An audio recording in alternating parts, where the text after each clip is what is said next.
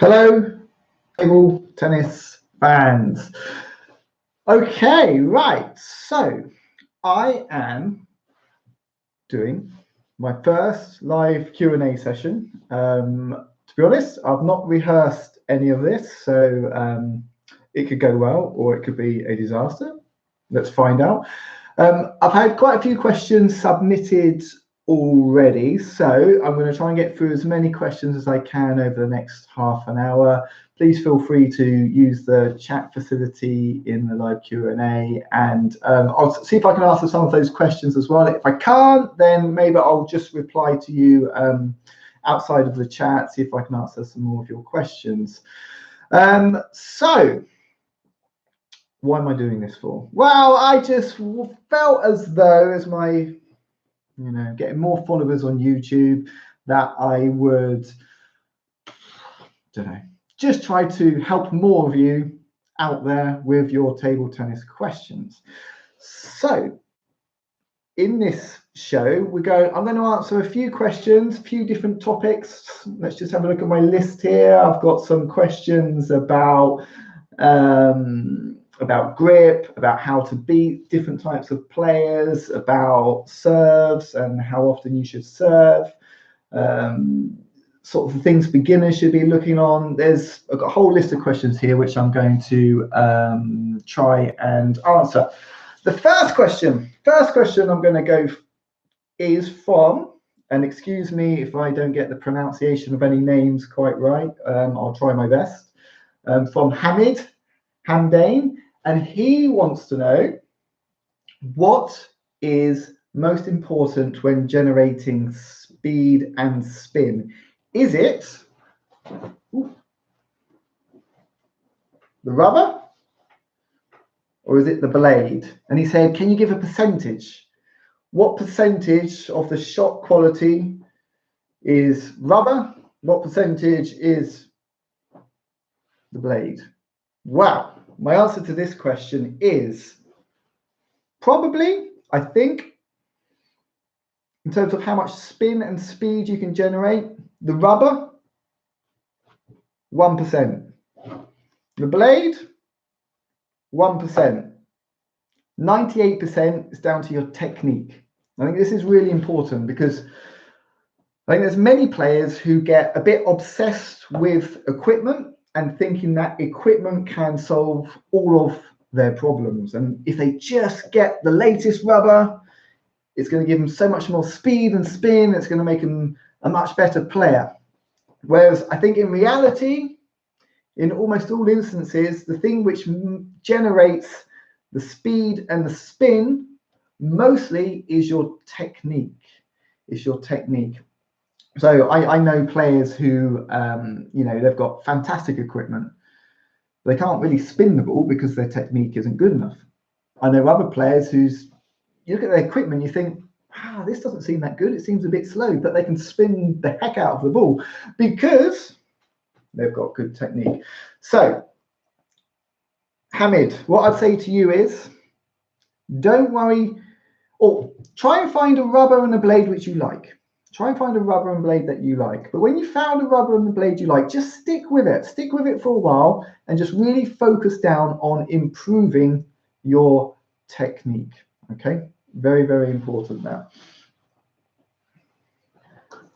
Okay, my next question is from Aman Pandy, who wants some advice about how to beat players who are more defensive using blocks or using chops. Really good question, this, because I know there's a lot of people who find it very difficult to beat these defensive type of players, especially at the amateur level, where you can actually be really successful as an amateur player just playing defensively, just pushing, blocking, chopping. You can win a lot of games that way.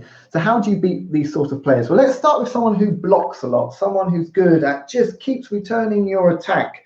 I know this playing style quite well. It's something that I do myself when I'm coaching.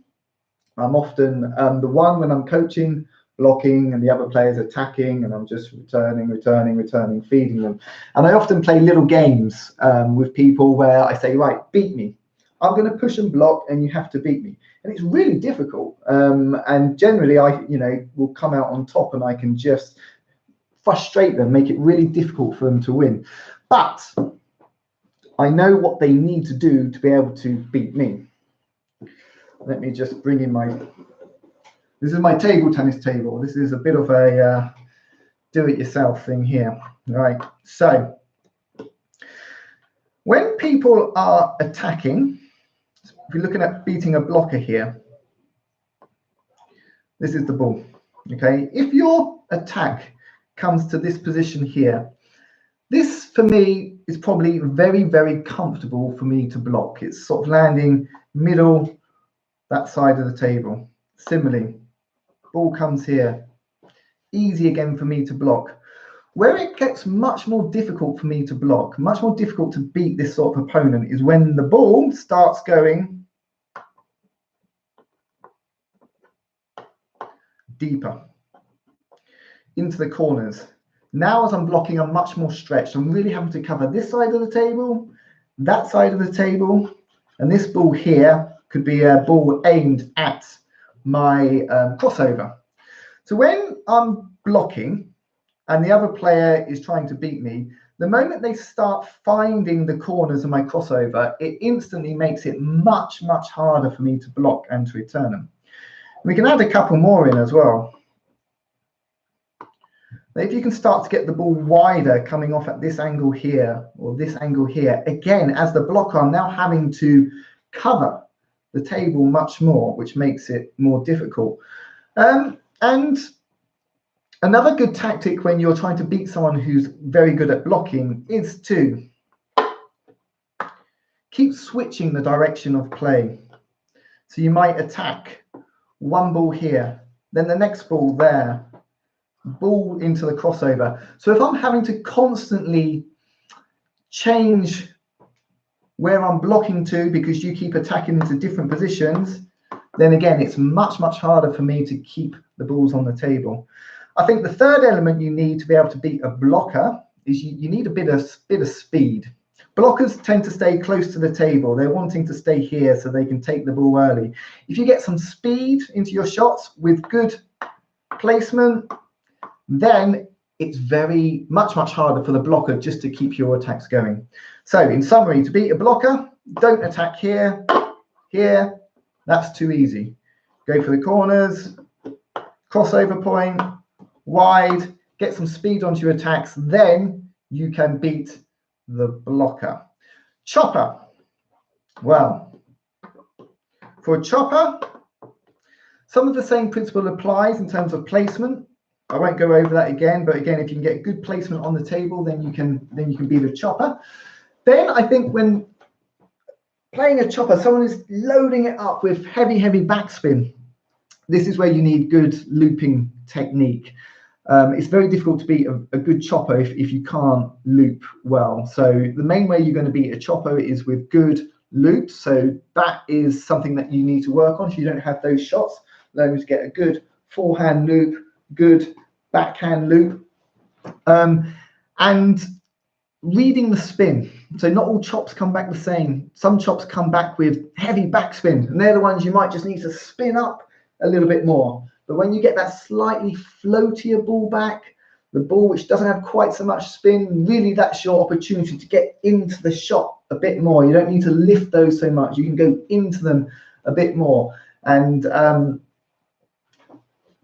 to beat a chopper, you just need to be very consistent with your attacks. And that can take time if you're an amateur player to build up to that level of skill. But that's where you're headed. That's how you're going to beat them. There are other little tactics that you can do with a chopper. You can play around with the length. So you can bring them in perhaps with a short push to begin with. And then your next attack goes long. So there, the chopper's then having to move in and then move out, and that makes it a little bit hard for them to defend against. I'll probably at some point make a video or write an article about how to beat a chopper. I've got some information about how to beat a blocker, And I'm actually making a video about that very soon, so I'll share that with you on the YouTube channel. Okay, next question.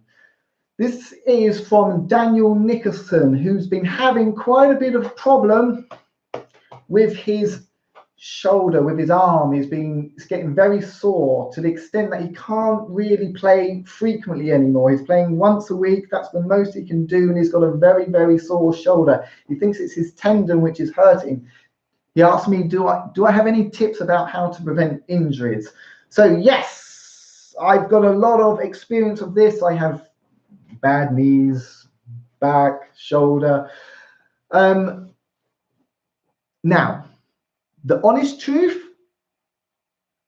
most injuries from my experience at least anyway, is usually caused through bad technique.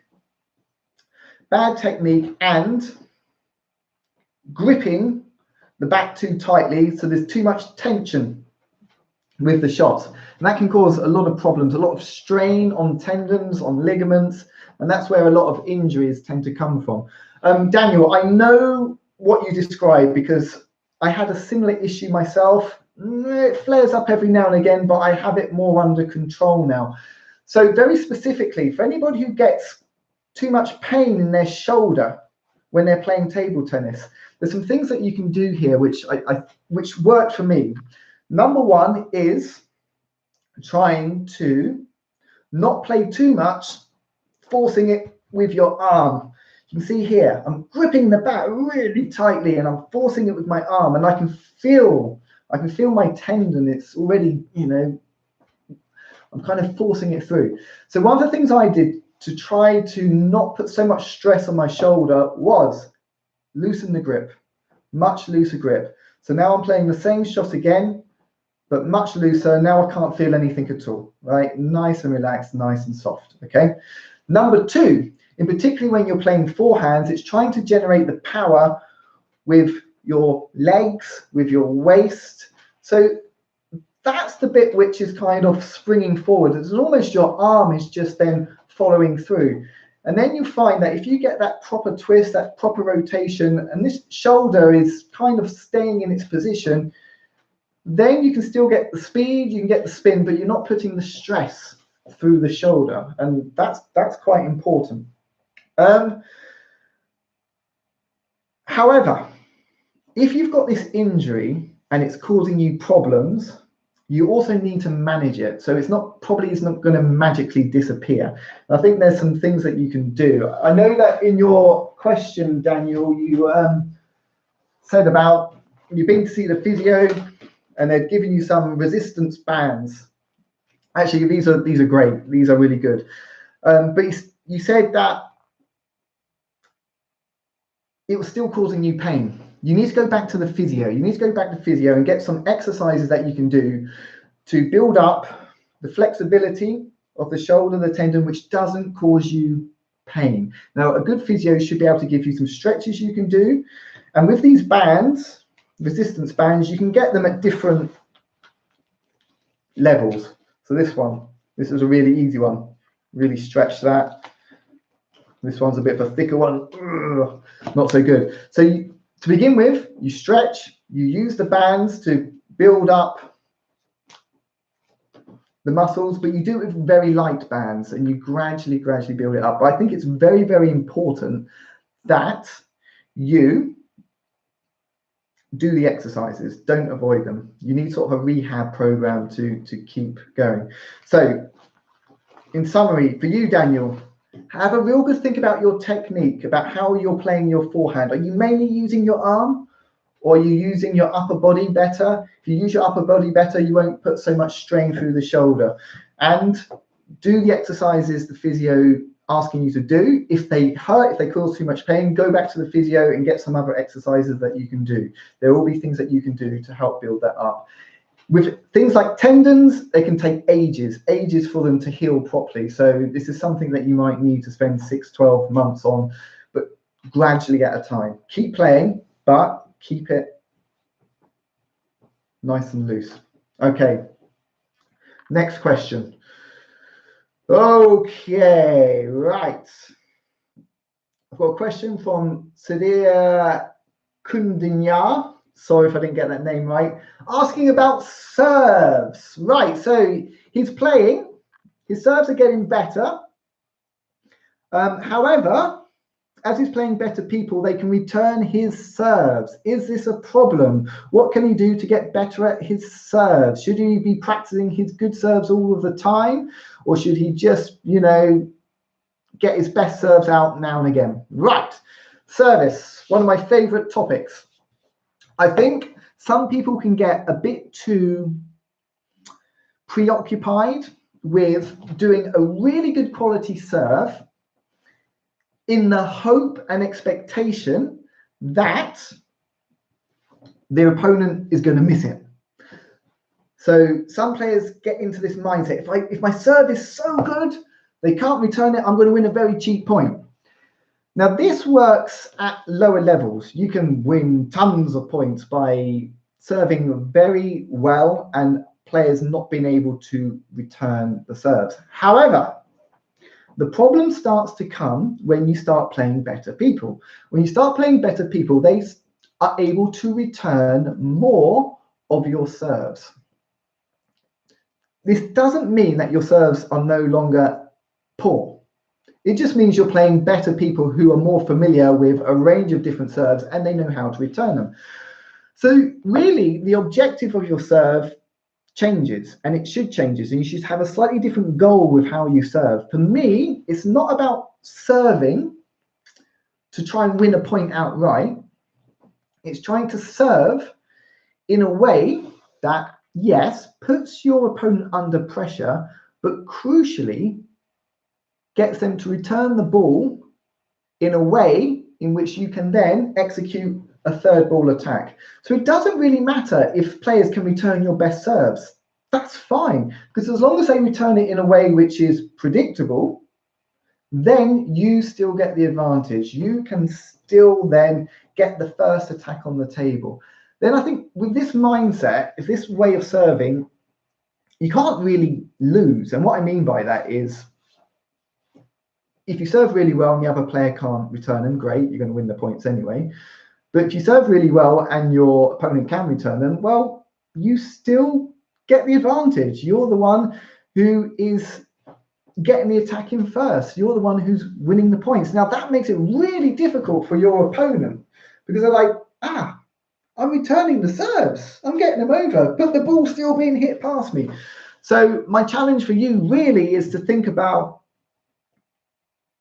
developing your serves, good quality serves, but really thinking through, how is the serve going to be returned? Where is it probably going to be returned to? What shot am I going to play next? Then you've got a really strong service game. How often should you be practicing your serves? Regularly. If you only practice your serves now and then, your serves are only going to be kind of okay. So to get good quality serves, you need to practice them a lot. But not just practicing the serve in isolation, practicing the serve, the movement after the serve, and the third ball. So it's all part of the same thing. Okay, next question. This is from Tomek Kordiowski from Poland, who says he uses anti-spin on his backhand, short pips on his forehand, and he asks, what do I think about that?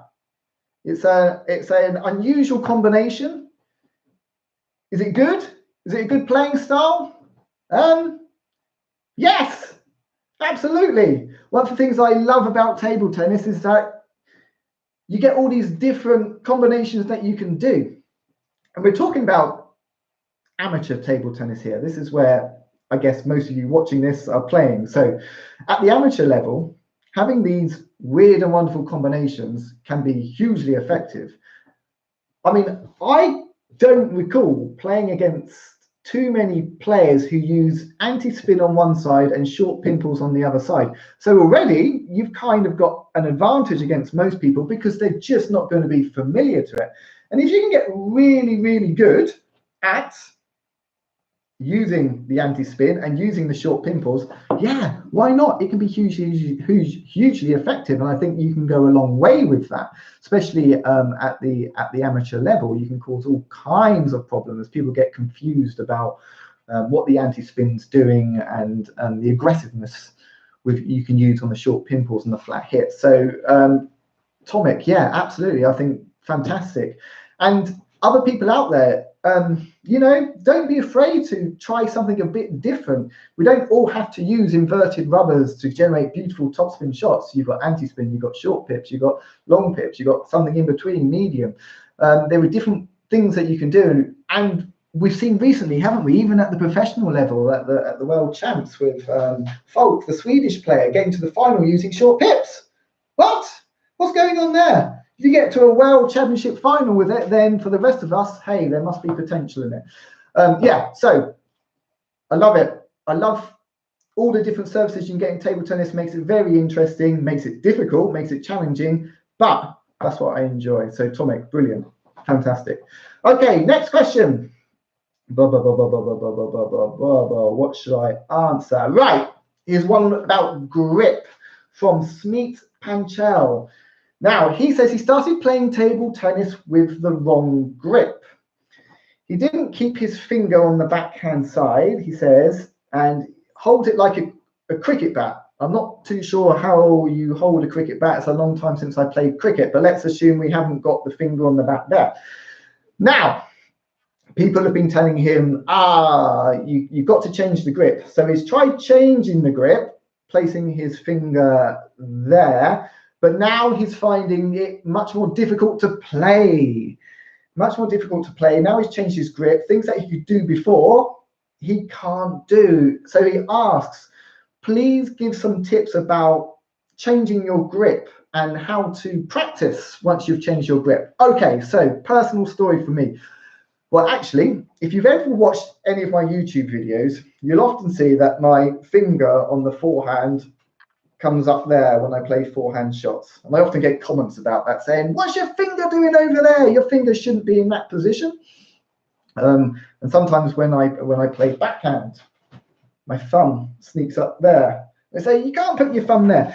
So I have grip issues as well.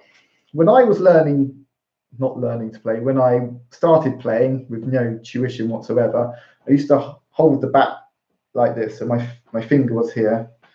Hit the ball like that, boom, boom, boom. And of course, inevitably, I'd often hit the ball with my finger.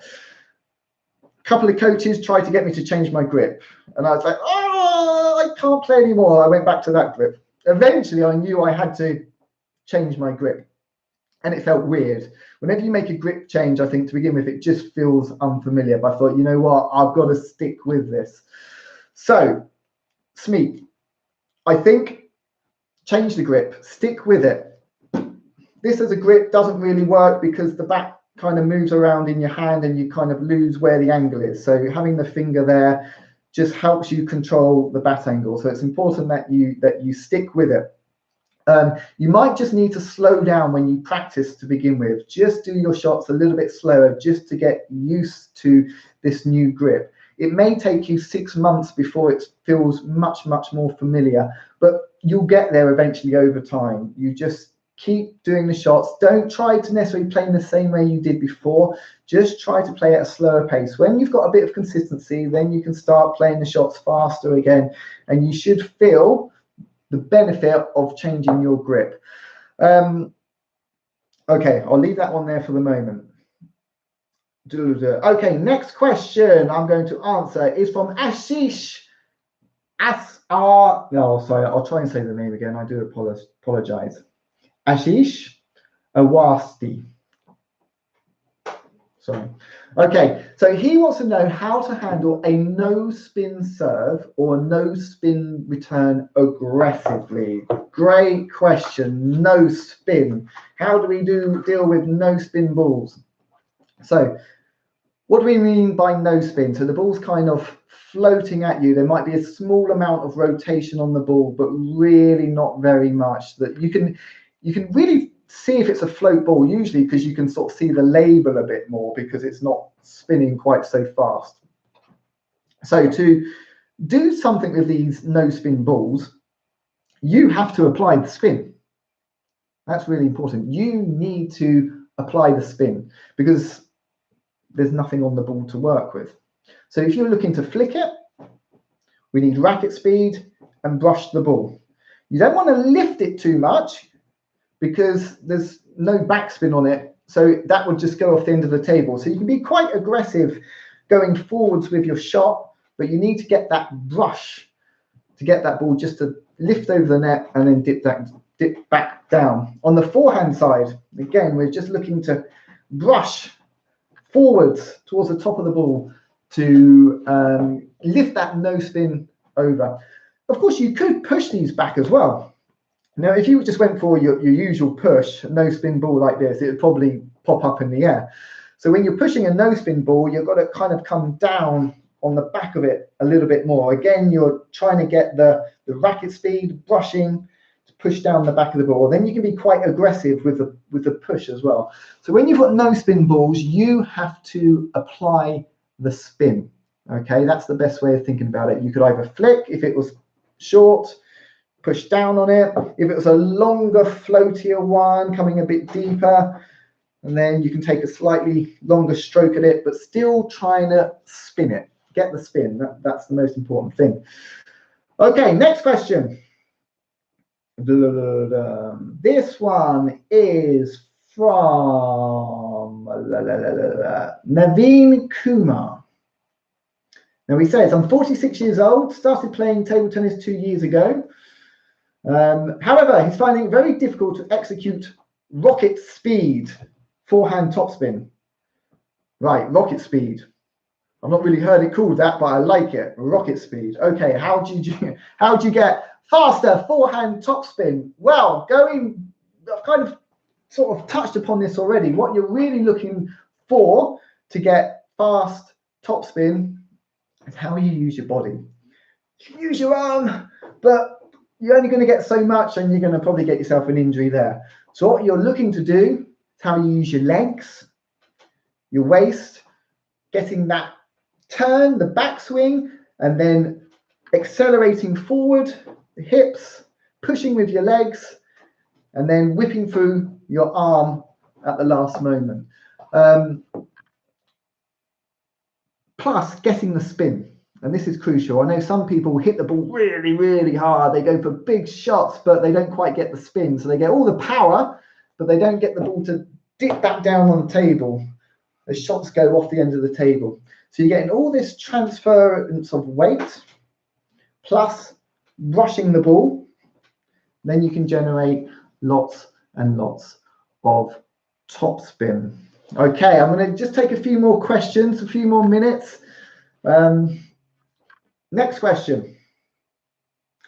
Okay, this is one for the beginners out there. So this is from Tovaroti Nananana. Okay, I think I kind of said it. Okay, right. He's new to the sport, or she, not too sure, and getting better, but wants to know what are the common errors for beginners and how to avoid them. My goodness, this is a big question which I'm going to try and answer in a very short way. So for beginners, if you're a beginner and you're starting out, I think one of the key things to focus on to really get right at that very early stage is the shape of your backhand drive and your forehand drive. Okay, I think this is vital, and this is what the focus of a lot of beginners should be to begin with, because if you can get the backhand drive right and the forehand drive right, then it's very easy to develop onto topspin shots further down the line. So when we're looking at our basics of backhand drive and forehand drive, what we're looking at here is backhand, forehand, backhand, forehand. Now, what I'm beginning to do here is make a shape with a triangle. So my backhand finishing at the top of the triangle, forehand, top of the triangle. Now, once you start playing at this triangular shape, then you're starting to develop quite a good form with your basic movement of how you're rotating your body, backhand, here, here, here. It's quite basic to begin with, and I think for beginners, you know, don't try too hard. It's okay to play at a slow pace, you know, whilst you're developing these shots, because you can add the speed in later. You don't need to play really fast to begin with. I think it's far better just to focus on the consistency and get the form of the technique fairly decent, and then it's easier to progress and develop further down the line.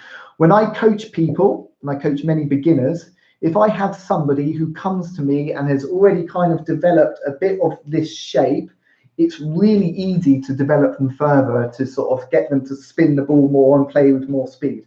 However, when I have beginners who've been playing for a while and are doing kind of these shots like this or like that, it's much, much harder to sort of mold them back into that kind of nice, economic, consistent style. So beginners, one of the best tips for me is just focus on triangular shape, forehand, backhand, and have that as your basis, your basic building blocks, and then you can develop from there. Okay, I'm going to take one more question, and this is from Jasper Lowe, who asks, does short pimples have the same effect as long pimples? No, they do not.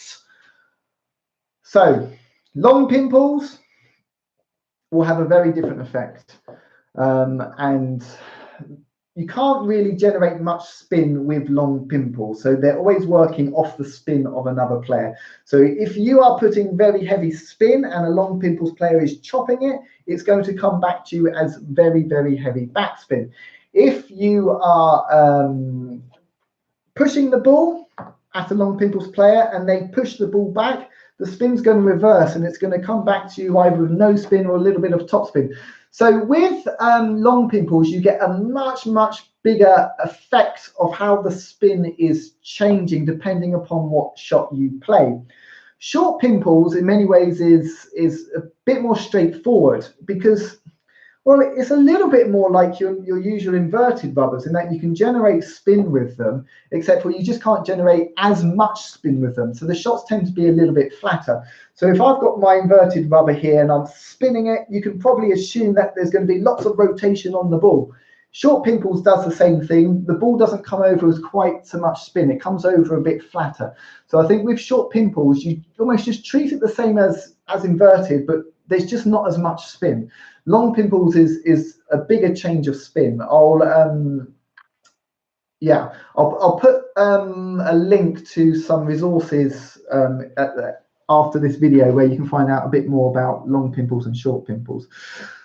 Oh my goodness, wow, right, so we've just done half an hour. I can't believe that's gone so quickly, and I can see there is absolutely tons of comments which I've not even looked at, so I really apologize. But what I will do after this, I will go through this chat log and I will see if I can respond to some of these questions you've been asking as the chat has been going on. I'll also put some links to some of the things I've discussed in this description of this YouTube video so you can find out a bit more information. Look, I massively really appreciate everybody who's joined and asked questions and watched me ramble on for half an hour about table tennis. Hopefully you got some useful tips there. If so, I'll try and do some more of these live Q&As in the future. I think the best way to get your questions answered is when I post that I'm going to do a live Q&A, post your questions beforehand, and then I can sort of plan which questions I'm going to answer, and that will give you a better chance of getting your question answered. Thank you so much for spending the time to watch, and I will hopefully see you at the next live Q&A when I do one. Thanks a lot, everybody. Bye-bye.